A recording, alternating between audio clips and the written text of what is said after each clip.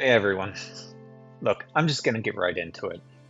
If you're anything like me, you've spent the last few days feeling completely exhausted and angry.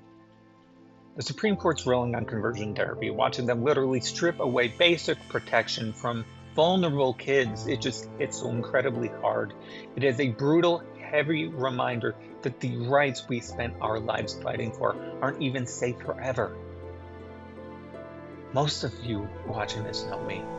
You know I've been fighting in this fight for a long time. Over 20 years. I mean, going all the way back to when I was just a kid myself, trying to lead my high school Gay Straight Alliance and figuring things out while I was organizing with the Pride Alliance at College of DuPage, and then later being a part of Unity over at Western Illinois University, making sure our community is safe, that we have a voice. That's basically been my entire adult life. We protested, we organized, and we fought, hoping we were securing the protections for good.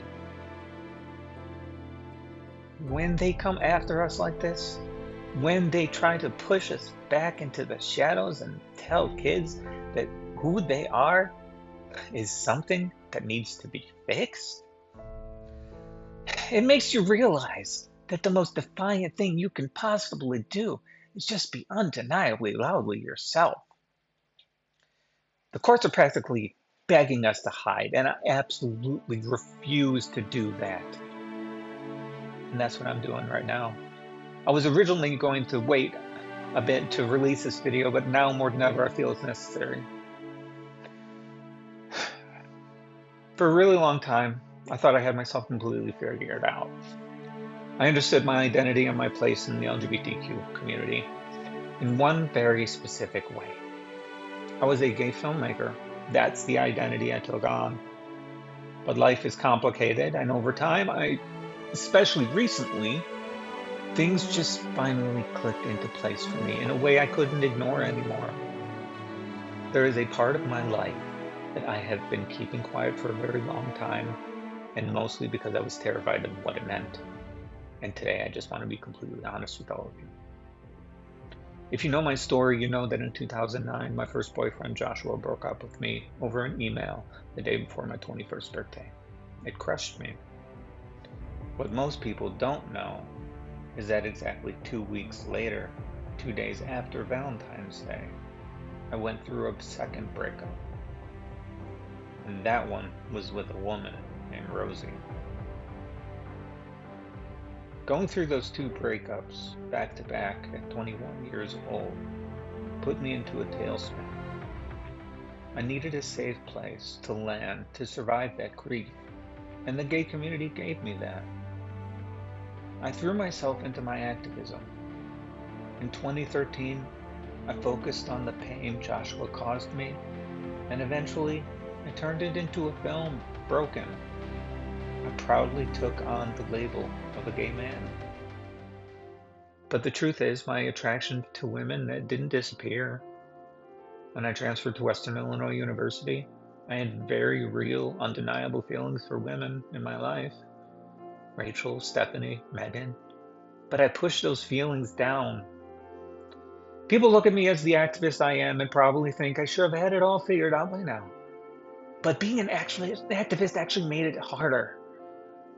I felt this intense guilt. I told myself that if I dated a woman, I'd be taking the easy way out and hiding behind straight privilege. And I was terrified of the bi-erasure in my own community.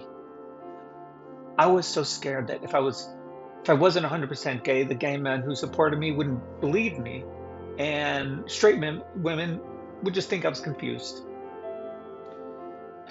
I didn't want to lose my place in the world, so I compromised. I called myself a fluid gay man, so I wouldn't have to fully step out of the closet I accidentally walked back into.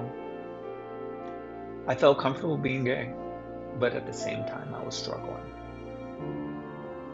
On March 21st, I was sitting in my best friend's apartment. I opened up Tinder and I was looking at the interested in settings. It was set to men, obviously.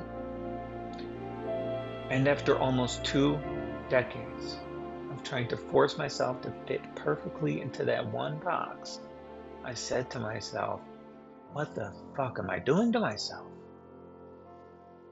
I was just so tired of fighting. I changed the setting to men and women, and the relief I felt in that exact moment was overwhelming. I'm a bisexual man, and I'm saying that out loud today, publicly, because it feels like the only right thing to do. I have to be honest and let you all know who I really am. I want to be the 100% visible right now because visibility is how we push back against the darkness. It's how we always have. Saying that out loud doesn't invalidate my past. My love for men was real. The pain I felt in my 20s and 30s was real. But the feelings I have for women are real too. And I'm done dismissing them as fluidity or exceptions to the rule. I'm sharing this now because I know what it feels like to be an activist who is still afraid to be himself. To be a person who doesn't know where they fit in the world. To my community who has had my back for 20 years, thank you. I'm still here and I'm still fighting for us. But I'm finally done fighting myself. I'm out, I'm proud, and I'm bisexual.